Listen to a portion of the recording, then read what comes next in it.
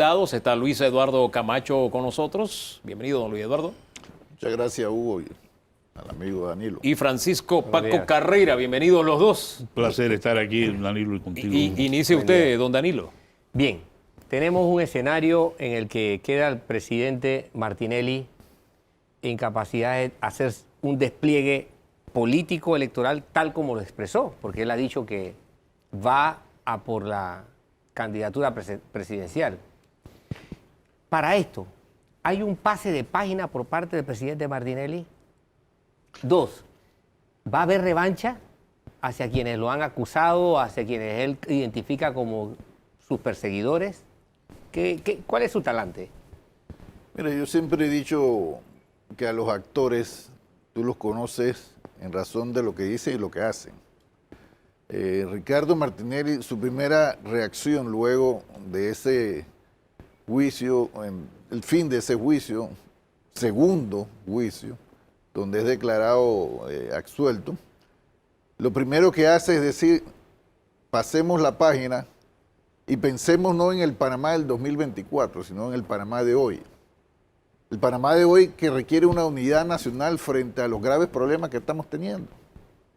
El desempleo, que algunos dicen que es 20%, pero todos sabemos que es muy superior al 20%, el desempleo real. El tema de la inseguridad, el tema de un país sin falta de oportunidades, el tema de un país donde hay falta de credibilidad, no solamente en los funcionarios, sino en todas las instituciones de la sociedad humana. Ese es un Panamá que nosotros tenemos que atender y que, fíjate, no es ahora.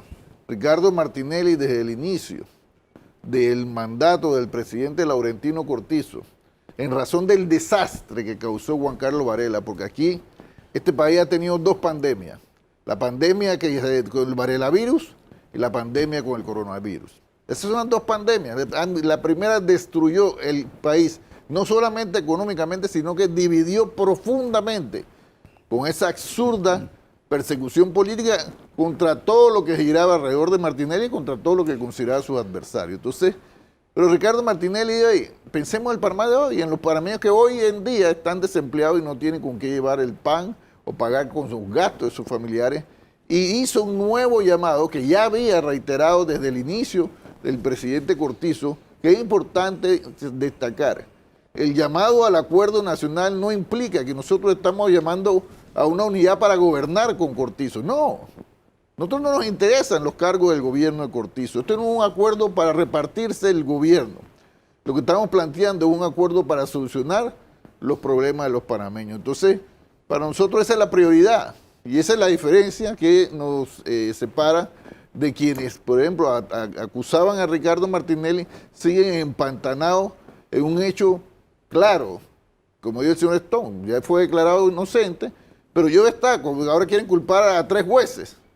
Pero son 9 jueces las que ya habían absuelto a Ricardo Martinelli, a 3 del primer juicio, los 3 del primer juicio, los 3 de la cuestión de apelaciones, y ahora estos 3. Son 9 jueces que determinaron que Ricardo Martinelli era no culpable, inocente, o como lo quieran llamar, de los cargos que se les hacían. Don Luis Eduardo, precisamente las víctimas plantearon, las dos que estuvieron con nosotros, que ellos no pasan la página. Van a buscar justicia en el extranjero, en organismos supranacionales. Pero si ahí ya perdieron. ¿Qué espera? ¿Ah? Ahí ya perdieron. ¿Ah, sí? Cuente. Sí, porque Ricardo Martinelli, este caso de Ricardo Martinelli fue revisado no en la OEA, sino en la ONU. En el Comité de Detenciones Arbitrarias de la ONU, que determinó que la detención de Ricardo Martinelli es una detención arbitraria, y eso es un fallo internacional. Así que pero no ve futuro en el CIDH. Además de eso, hay también, ahora mismo, el Comité de Derechos Humanos de la ONU está debatiendo el fondo, ya no solo la detención arbitraria, sino el fondo. Y fíjate, muchos panameños no lo saben, pero la comisión, los derechos humanos de la ONU le otorgó a Ricardo Martinelli medidas de cautelares de protección a su vida por lo que él vivió en este calvario. Señor Carreira, ¿usted ve futuro a esa salida del CIDH o piensa que se debe pasar la página con este tema? Lo que plantea Luis Eduardo sobre la ONU es un organismo totalmente separado de lo que es la Comisión Interamericana de Derechos Humanos, y la estructura que tiene que ver. Esto sería una presentación nueva de las víctimas. El señor Martinelli recurrió a este organismo legal de Naciones Unidas y en efecto obtuvo lo que ha mencionado Luis Eduardo. Eso no tiene absolutamente ninguna relación con la membresía de Panamá en la Comisión Interamericana. Estamos hablando de otro Derechos escenario, de una situación totalmente diferente, pero ¿le ve futuro a usted? ¿Piensa que es la salida correcta? Todo depende de qué es lo que se presente. El problema con este caso, a mi juicio, es inicialmente habían más de 150 personas identificadas como víctimas, de las cuales media docena comparecieron al tribunal.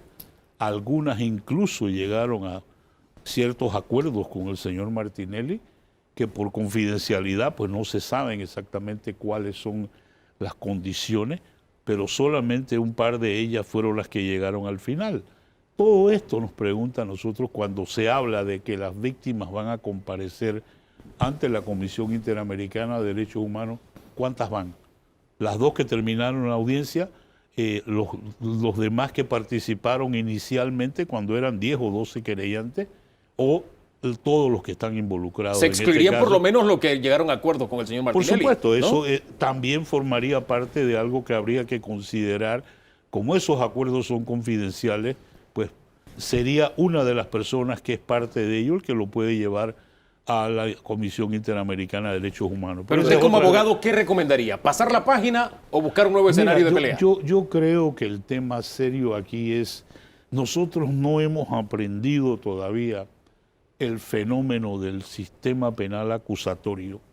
Y yo desde un principio lo he dicho en varias ocasiones, aquí no había ninguna razón para incluir esa posibilidad de una segunda audiencia. Eso no aparece en el sistema, eso es una creación folclórica de Panamá, en este caso, y por eso es que existe. Nosotros adoptamos un sistema que trabaja dentro de los Estados Unidos y ese sistema, al traducirlo a nuestras condiciones, primero se eliminó el jurado, que es un punto fundamental del sistema penal acusatorio en Estados Unidos. Muy distinto que un jurado emita un veredicto a que lo emitan los jueces como en efecto están aquí. Quedan sujetos a todas las situaciones creadas por los políticos. Porque aquí lo que no se ha dicho es el sistema penal acusatorio anda cojeando desde su creación porque no se le dio el presupuesto para establecer la carrera judicial. Y Esto que haberle pasó es un dado, síntoma más nada por más de una enfermedad. supuesto, es un síntoma más de una enfermedad. Entonces, las Para- mismas para los que personas están en que contra, lo pues. crearon, las mismas personas que crearon ese sistema y que lo adoptaron, y esto lo hemos hablado en otro tipo de programas también con Luis Eduardo, el presidente Martinelli adoptó un decreto para retrasar la aplicación del sistema penal acusatorio en la provincia de Panamá, pero el sistema quedó igualito. Y se adoptó eso con el tema del doble juzgamiento, se adoptó eso también con todo lo que aquí pasaba de la ley de blindaje, que es otro error que el gobierno de Cortizo debió haber eliminado, eso de que los diputados y ahora los magistrados tienen un sistema especial para ser juzgados. Nosotros no salimos de esta mediocridad en donde lo que queremos es darle a un grupo de privilegiados un sistema especial para juzgarlo. Entonces después nos quejamos. En este caso yo pienso, y dentro del punto de vista como un abogado litigante, el Ministerio Público tenía su función, tenía que probar algo. En la primera audiencia se llegó a una conclusión de qué era lo que no se había probado. Eso provocó la nulidad, se hizo una segunda audiencia y lo que las juezas están diciendo ahora, sujeto a los detalles que van a emitir el 24 de noviembre cuando nos den ya toda la decisión final, va a ser lo que aquí no se probó, que es lo que en efecto se ha dicho. Entonces, Ahora, esa es una deficiencia del sistema. Para los panameños comunes y silvestres que conocimos la forma de gobernar el señor Martinelli, que sabía gobernar, sabía ejercer el poder, resulta muy difícil entender que los jefes del Consejo de Seguridad supieran de esto que estaba pasando, que hayan sido condenados, pero que el jefe del Consejo de Seguridad no lo supiera. Pero bueno, Hugo, ¿por qué esto es así? Déjame nada más brevemente decirte algo. ¿Qué es lo que eso provocó? que Ricardo Martinelli era un diputado al Parlacén y no se podía juzgar en el mismo proceso donde se podía juzgar a los jefes de seguridad. Si este proceso se hubiera juzgado los tres juntos, tal vez hubiera habido otra decisión. Tal vez, no me atrevo a decir, tú sabes, a tratar de establecer qué pudo haber pasado, pero la culpa de la ley de blindaje, y este país va a seguir pagando el error de esa ley. Tuvimos que tener dos juicios separados. En un lado hay culpabilidad y en el otro no. Mira, Don Luis Eduardo. yo creo que es importante dejar algo bien claro, porque esta es la idea de este programa.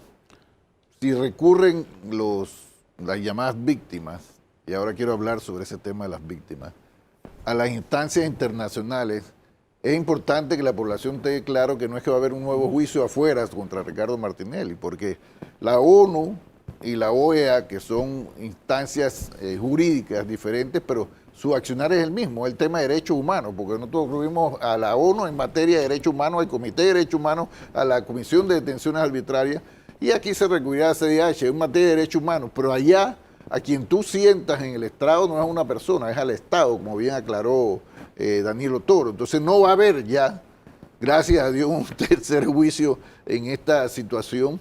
Y mira... Pero si resulta condenado el Estado, y hay que tener antecedentes que como Estado no nos ha ido muy bien cuando vamos a instancias internacionales, definitivamente que la figura central, aunque no sea el señor Martinelli, va a ser el señor Martinelli. Yo que te decía, quiero hablar del tema de las víctimas. Mira, ese expediente, mira, quienes tuvimos la dicha, o por decirlo así, o la experiencia esta de precisar dos juicios completos de ese tema, habíamos visto que había un juicio adentro y otro juicio afuera. Había dos juicios diferentes, porque cuando salían las partes decían la versión que le da la gana, pero la realidad, por ejemplo, lo que nadie puede ocultar, es que aquí la Fiscalía lo único que intentó demostrar, y no lo pudo, es que Ricardo Martinelli había esbozado una estructura del inicio para espiar. Eso no lo probó, y eso lo podemos detallar, pero para mí vamos al tema de las supuestas víctimas. Decían que había comprado, entre otros temas, al Pegasus para espiar, que resulta ser que ni siquiera han podido comprobar de cómo pago de compra, porque no hay ningún pago de ningún Pegasus. Pero además, fíjate, el señor Stone, que estaba aquí hoy, dice que a él le espiaron, le sacaron de su celular, perdón, de su computadora, porque de celular, que tenía un Nokia, y el Pegasus, si tú lo buscas en internet, porque no es que yo soy experto en Pegasus, tú lo buscas en internet, el Pegasus no penetra computadoras. Es un sistema hecho para penetrar los dispositivos que se manejan con el iPhone o Android. Y entonces el señor Stone tenía un Nokia. ¿De dónde le voy a sacar la comunicación? Yo no sé qué tenía entonces, el señor Stone. El señor Barría, ¿Sí?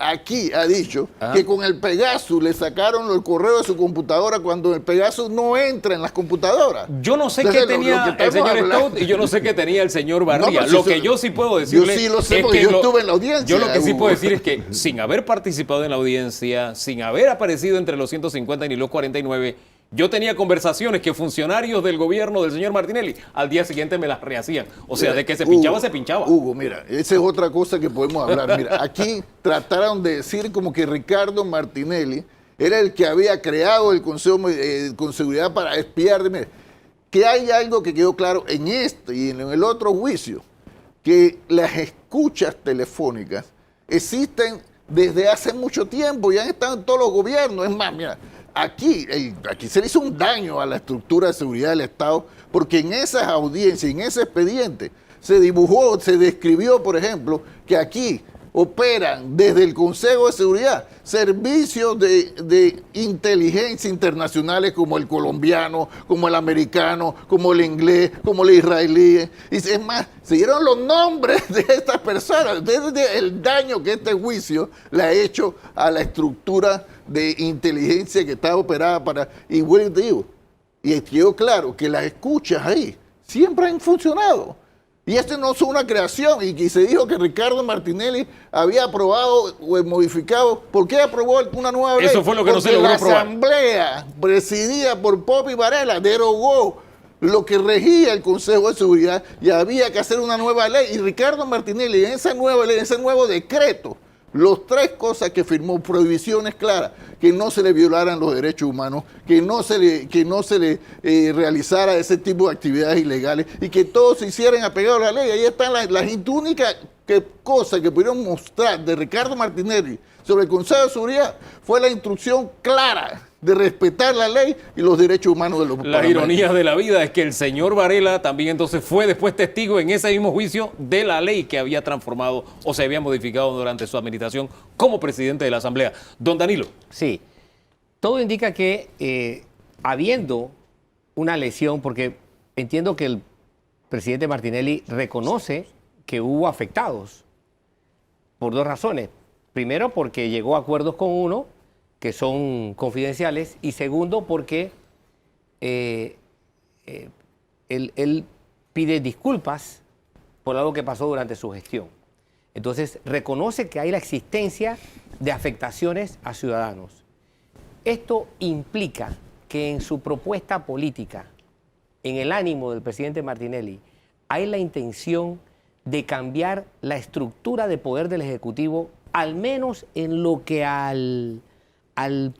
lo que respecta al Consejo de Seguridad, y de proponer cambio en la Administración de Justicia, ahora que él quiere desplegarse como político electoralmente. Ricardo dijo con toda claridad que si hubo algo que se hizo indebidamente en el país durante su mandato, él le pide disculpas a los panameños, si hubo algo. ¿No? De acuerdo, pero ¿eso qué implica? Él como político en gestión ahora, se ve impulsado a gestionar algún cambio en estas materias. Mira, yo creo que la experiencia de Ricardo Martinelli como persona, olvídate como político, yo creo que, fíjate, lo que estemos fe cristiana y entendemos, Dios nos pone pruebas para sernos mejores personas. Que a veces no nos gusten las pruebas, pero ahí están las pruebas. Entonces yo creo que todo lo que ha pasado Ricardo Martinelli, de ver cómo la estructura del Estado, que debe ser usada para beneficiar a los seres humanos, puede usarse también para destruir, no a una persona, a destruir un país. Hay una experiencia para, ya en perspectiva de todo lo que ha pasado, para ser un mejor presidente de lo que fue. Porque Ricardo para mí ha sido el mejor presidente que ha tenido Panamá, y eso los indicadores socioeconómicos lo indican, pero ahora el gran reto no es solamente la estructura de llevar este país nuevamente al progreso económico con oportunidades y con empleo, sino hacer de ese Estado de Derecho una realidad palpable y no cuestionado, perfecta, porque perfecto es solo Dios. Este es un anuncio político no pagado. Se nos acabó el tiempo, pero se me queda en el tintero el caso de los hermanos Martinelli Linares. ¿Hay desenlace de esta semana que viene? ¿El futuro que usted ve? Que a partir del día 15 se va a tramitar pues ya lo que es la entrega de los 2 jóvenes Martinelli Linares de las autoridades de Guatemala a las autoridades norteamericanas. Esto es un tema de pura logística, que cuándo se van a buscar, cómo se transportan, todo eso es un tema de acuerdo entre Estados Unidos y Guatemala. Es lo que se vislumbra en la próxima semana. Ellos deberán ser llevados a Nueva York, presentados ante un tribunal federal en Nueva York, que leerá todos los detalles de la acusación. Para efectos de la extradición, no se conocen los detalles de la acusación completa, sino lo que se presentó para la extradición, y entonces ahí debemos recordar que hay 10 personas más involucradas en el indictment que no han sido detenidas, y por lo tanto no vamos a tener realmente la información completa. Por lo pronto, lo que se conoce y se corren las apuestas es por aquel familiar alto funcionario que participó de este esquema de soborno. Bueno, lo que pasa es que esto consta, y ahí es donde yo siempre he dicho que el tema de esto surgió con la declaración de culpabilidad de Odebrecht en un tribunal federal norteamericano, evento que fue realmente ignorado por las autoridades panameñas. ¿Ese alto funcionario familiar es don Ricardo o quién es? Pregunta. Pregúntaselo a la autoridad y a los hermanos Martinelli. Yo lo que te quiero decir es que, mira, aquí yo te puedo vaticinar algo. Sí. Así como ha habido llanto, frustración de los enemigos de Ricardo Martinelli, porque lo hemos derrotado en 3 ocasiones, este desenlace del caso de los hermanos Martinelli va a hacer que mucha gente, te lo digo, en Estados Unidos, se tenga que tragar, así como se han tragado con Ricardo Martinelli, muchas cosas que han dicho de manera irresponsable. ¿Usted lo ve igual? Te lo vaticino. Bueno, como no se conoce exactamente, ellos van a enfrentar un proceso penal en Estados Unidos cuyos detalles no se conocen. Entonces, Y es la yo misma creo- cuestión de acá, está claro, porque ese caso nació acá. Es una Y- historia y- que está por escribirse, ya veremos el desenlace. Yo solamente quisiera anotar lo siguiente. Yo fui víctima de pinchazos. Lo he dicho públicamente.